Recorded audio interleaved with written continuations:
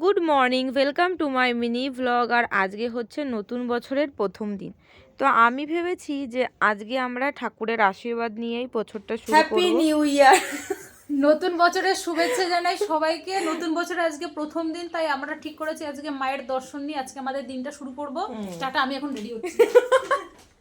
তো চলো আমরা যেতে যেতে তোমাদের দেখাবো আমরা কোথায় যাচ্ছি। টাটা। তারপর আমরা বেরিয়ে পড়েছি পুজো দিতে যাওয়ার উদ্দেশ্যে। মিষ্টির দোকানে চলে আসলাম, মিষ্টি আর সমস্ত প্রসাদ নিলাম, নিয়ে চলে এসেছি ঠাকুরবাড়ি। দেখো এখানে আজকে কত ভিড় ছিল, কারণ সবাই চাইছিল মায়ের আশীর্বাদ নিয়ে বছরটা শুরু করতে। আজকে যেহেতু প্রচুর ভিড় ছিল, তাই দেখো মাকে দর্শন করে নিলাম, আর মাকে লাগছিল খুব সুন্দর। তারপরে অনেক লাইন দিয়ে পুজো করে নিলাম, আর এই কাকুটার কাছ থেকে নিয়ে নিলাম মায়ের গলার ফুল।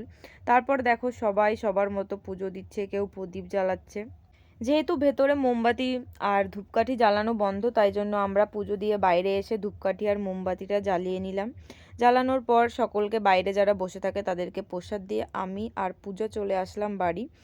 তো তোমাদের ভালো লাগলে অবশ্যই সাবস্ক্রাইব করো, আর নতুন বছরে সবাইকে অনেক অনেক ভালোবাসার শুভেচ্ছা। টাটা।